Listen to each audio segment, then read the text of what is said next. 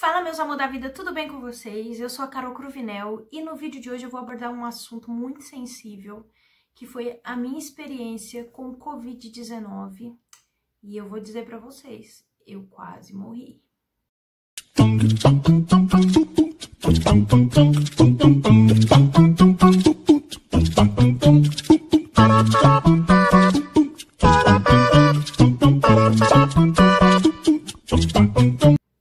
Gente, pra quem tá chegando no canal agora, eu moro aqui em Portugal já há 4 anos e a gente tava em quarentena aqui desde dezembro de 2020.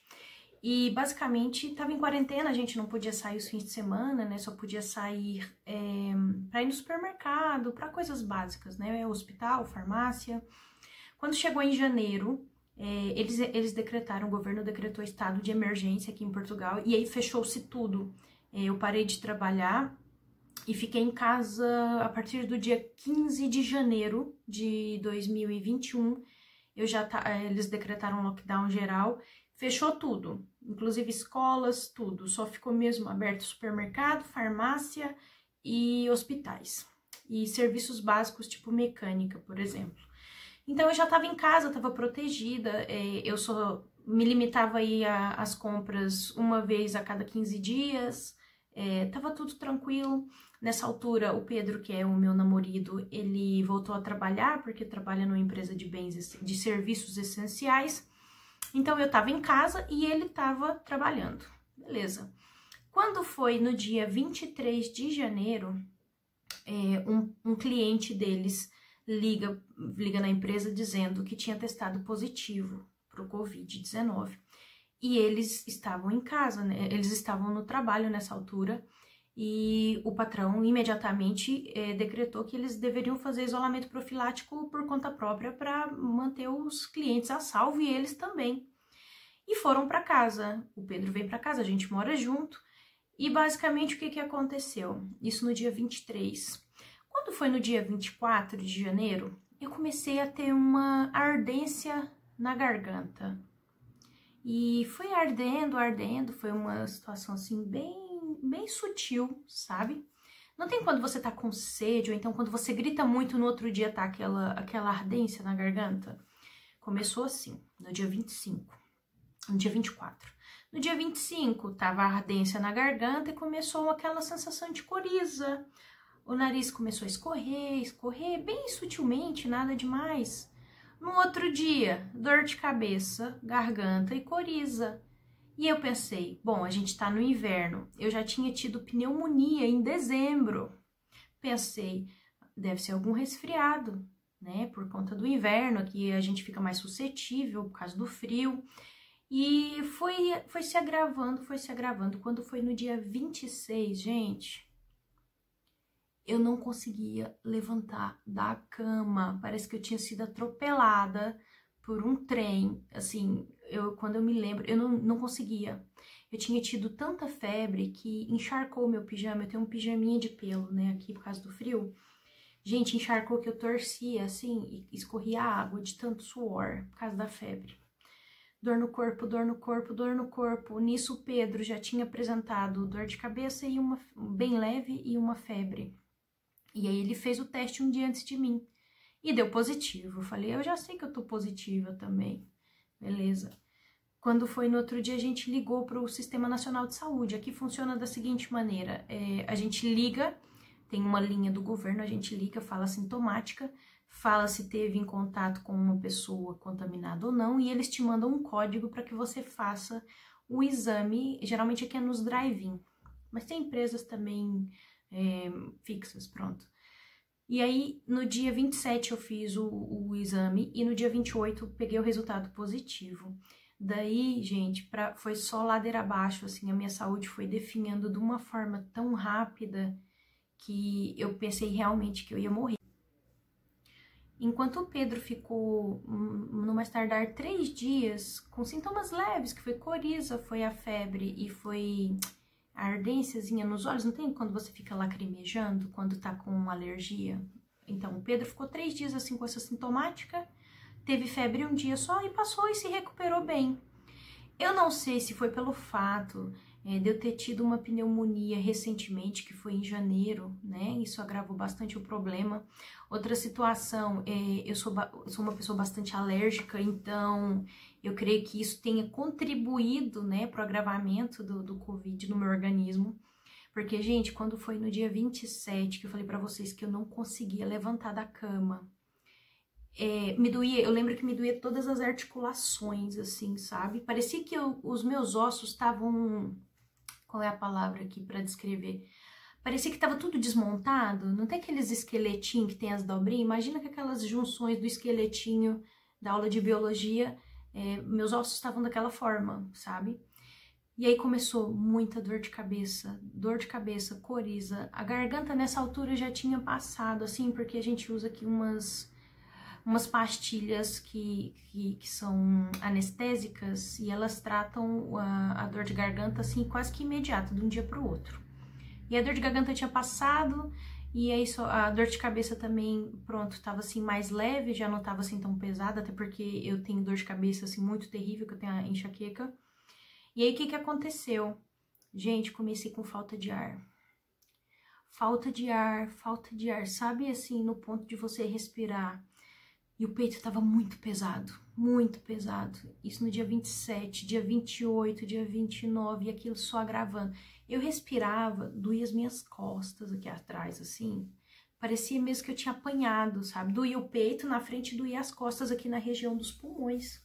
Doía. Vocês não têm noção do que é respirar e você sentir a dor aqui, a pressão no peito.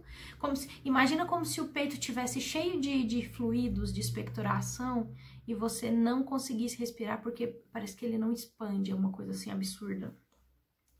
E aí aquilo começou a me deixar muito angustiada, sabe?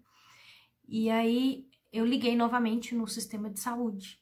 E falei pra ele assim, eles são os enfermeiros que nos atendem a priori, e depois eles nos encaminham pro atendimento telefônico ainda com os médicos, quando são casos mais graves.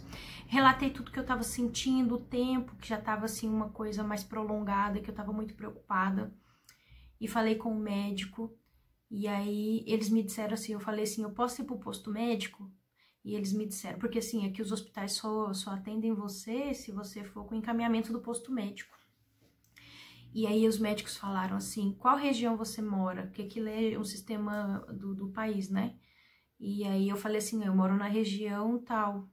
E aí, acho que é Vale do Tejo, esqueci o nome da região aqui agora. E aí o que aconteceu? Eu liguei pra eles e eles falaram assim, olha, desculpa, mas você vai ter que ficar em casa porque não tem vaga disponível no hospital. Gente, quando ela me falou que não tinha vaga, que tava assim, tava mesmo na segunda onda, quando começou a segunda onda aqui do Covid em Portugal, sabe?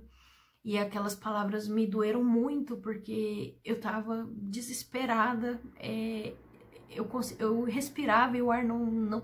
É uma situação... Só quem passou, sabe? A situação desesperadora que é você respirar, forçar, e o ar não entra, e o ar não te satisfaz, sabe? Era uma coisa, assim, desesperadora. E aí, você ligar no hospital, que é o único lugar que você sabe, assim, que você pode correr, e saber que tinha gente lá pior do que você. A gente via no noticiário aqui, gente, que tinha ambulâncias com idosos, com gente há 3, 4 dias na porta do hospital, sabe? Dando suporte de vida para as pessoas na ambulância, porque os hospitais estavam cheios.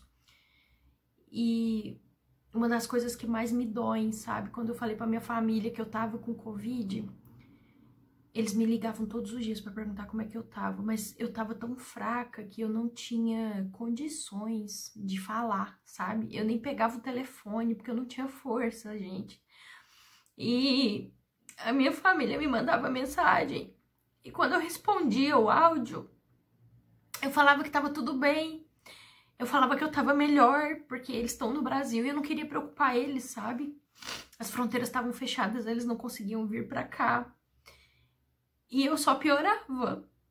E foi a primeira semana muito ruim. A segunda semana ficou pior, sabe? Eu lembro que Eu cheguei, gente, a escrever uma carta de despedida pra minha família. Eu cheguei a escrever uma carta de despedida pra eles porque eu achava que eu ia morrer. Não tinha como ir pro hospital. Não tinha como ir pro hospital. Como vocês sabem, não tem remédio. Não tinha remédio, sabe? Covid, ninguém sabia o que fazer. Eu com muita falta de ar. E passava a noite em claro, sem conseguir respirar. E eu falo pra vocês que o que me salvou foram os antibióticos que eu tinha aqui. Eu não tô recomendando isso não, tá? Pra ninguém. Mas eu tinha uns antibióticos aqui de quando eu tinha tido a pneumonia, porque meu estômago tava muito sensível de tanto antibiótico. E eu confesso que eu não fiz o tratamento da pneumonia completo, porque eu tomava antibiótico e eu vomitava o suco gástrico do estômago, porque era muito forte, era amoxicilina com clavulanato de potássio, 1000 miligramas. E aí, o que aconteceu? O Pedro foi na farmácia e comprou pra mim um protetor pro estômago, e eu tomei. Comecei a tomar por conta própria, sabe? Os antibióticos. E na altura da pneumonia, eu pedi pro médico me receitar Atrovent e Berotec, que são broncodilatadores, sabe? Aí eu tomava os antibióticos e dormia, gente. Eu passei mais de semana... Desculpa. Eu passei mais de semana dormindo com inalador,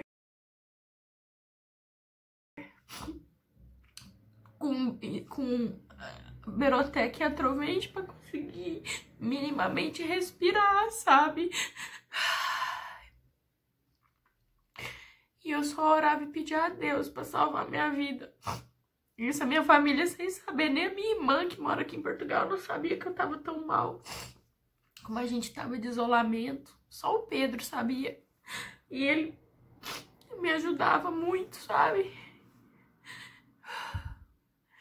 Depois que passou tudo, que eu consegui ir melhorando, ele chegou até a me dizer que fez promessa, sabe? Oração escondida pra salvar minha vida. Então eu falo pra vocês, eu tava em casa, eu tava em isolamento, era pra eu estar segura, e mesmo assim, estando em casa, eu fui contaminada sem querer por uma pessoa que não teve quase nada de sintoma. E eu quase morri. Quase morri sem ter a chance de ir para um hospital. Então, o que eu falo pra vocês é que se cuidem, gente. Isso não é brincadeira. Isso não é invenção. Isso não é uma conspiração. O vírus existe, ele tá aí. Eu passei por ele, graças a Deus eu venci. Mas tem muita gente que não conseguiu, sabe? E eu sozinha, em casa, me automedicando, consegui superar, sabe? Mas nem todo mundo teve essa sorte. Então, gente, não brinquem, não. Vai ter muito tempo ainda pra vocês viverem a vida, pra vocês se divertirem, pra vocês fazerem, viajarem, verem os amigos. Mas se protejam, gente. Isso não é brincadeira, isso é muito pesado, sabe? Eu poderia não estar aqui contando essa história pra vocês e simplesmente vocês receberem a notícia que eu morri. Simples, assim. E eu falo sempre que eu sou muito grata a Deus e ao Pedro que me ajudou e que cuidou de mim nesse período. E eu espero que vocês se cuidem, que vocês fiquem bem também. E que não arrisquem a vida de vocês uma vida inteira por causa de uma noite de diversão numa festa ou na casa de um amigo. Porque Um dia, apenas um dia, um contato com uma pessoa pode custar a sua vida. Então é isso, pessoal. É em lágrimas que eu me despeço desse vídeo. E se cuidem, usem máscara, tá? Usem álcool em gel para higienizar as mãos, água e sabão. Se cuidem da melhor forma possível. E eu espero que vocês fiquem bem e que o vírus acabe logo. Beijo pra vocês.